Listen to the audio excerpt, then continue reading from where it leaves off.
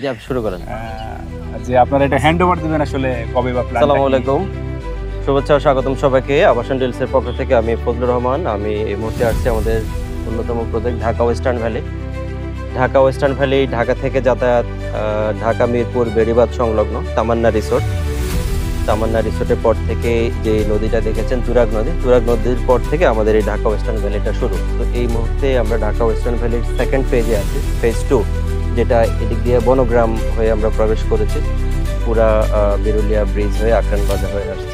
তো ভিউয়ার্স, আজকে সম্মানিত ভিজিটর আসছেন, আমি ভিজিটরদের কাছ থেকে কিছু কোশ্চেন নেব।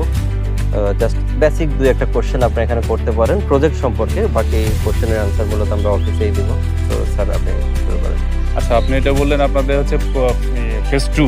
ফেজ 2, ফেজ 1টা কোন দিকে? ফেজ 1টা আমরা ওই পাশে গাড়ি পার্কিং যেখানে করেছি তামান্না পার্ক, ওখানে ফেজ 1। ও আচ্ছা, তার মানে নদীর ওই পারে ফেজ 1, এই পারে ফেজ 2। তো আপনি যেটা বললেন যে একটা ব্রিজ হবে এখান থেকে, এই ব্রিজটা ঠিক এই বরাবর কাউন্দিয়া ব্রিজ। হ্যাঁ, বাই চান্স যদি ব্রিজটা না হয়, এটা তো সরকারের উপর ডিপেন্ড করে। রাইট। তো সরকার, হ্যাঁ, সেই ক্ষেত্রে আমরা আর কোন ওয়েটা ব্যবহার করলে খুব শর্টকাটে ঢাকা যেতে পারবো? আমরা ওইখান থেকে আপাতত বোট সার্ভিস নিব। জি জি, আমরা ওখান থেকে বোট সার্ভিস নিব, অথবা আমরা এদিক দিয়ে বাই রোড বিরুলিয়া ব্রিজটা আমরা ইউজ করবো এই মুহূর্তে, অথবা এদিক দিয়ে আমরা সাভার হয়ে আসতে পারি। ঠিক আমিন বাজার, এই রাস্তাটা এদিক দিয়ে সাভার আমিন বাজার 10। আমিন বাজারে তো কোনো রাস্তা নাই, এটা সম্ভবত মনে হয় না, বড় রাস্তাটা এই রাস্তাটা আমিন বাজার হয়ে রাস্তাটা। আমিন বাজারের পরে যেন কি বলিয়ারপুর হয়ে মনে রাস্তাটা বের হচ্ছে। আমিন বাজারের পরে যে বলিয়ারপুর রাস্তাটা, এই ছোট একটা রাস্তা এই প্রজেক্টের দিকে আসছে। এখান থেকে 10-15 মিনিট লাগে স্যার রাস্তা। এখন আচ্ছা, আপনারা এটা হ্যান্ডওভার দেওয়ার প্ল্যানটা 7-8 কিলো ম্যাক্সিমাম। এখান থেকে যাওয়ার সময় আমরা এখান থেকে গেলে সুবিধা হবে। এখান থেকে রাস্তা একটু ভাঙা, তো যাওয়া যাবে। আচ্ছা, যদি হয় তাহলে আমরা এই পথে যাবো। আর একটা বিষয় হলো হ্যান্ডওভার দেওয়ার আপনাদের প্ল্যানটা কি? যে হ্যান্ডওভার আপনি দেখতে পাচ্ছেন এখানে বালি ভরাট হচ্ছে, পর্যায়ক্রমে বালি পুরা ল্যান্ডে পড়তেছে। হ্যান্ডওভার ডেট এখন থেকে 3 বছর পরে, 3 ইয়ার্স পরে এটা ভিজিবল হলে হ্যান্ডওভার পাবেন ইনশাআল্লাহ। এইখানে গ্রামের নাম এটা আমরা এই মুহূর্তে এই পাশটা আছি বনগ্রামে।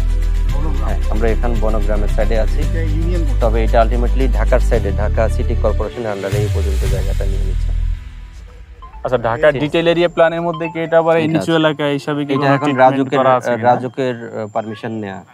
আপনাদের এই প্রজেক্ট থেকে রাজুকের পারমিশন নেওয়া আছে? পারমিশন নেওয়া আছে। পরিবেশ অধিদপ্তরের কি ছাড়পত্র নেওয়া কি আছে?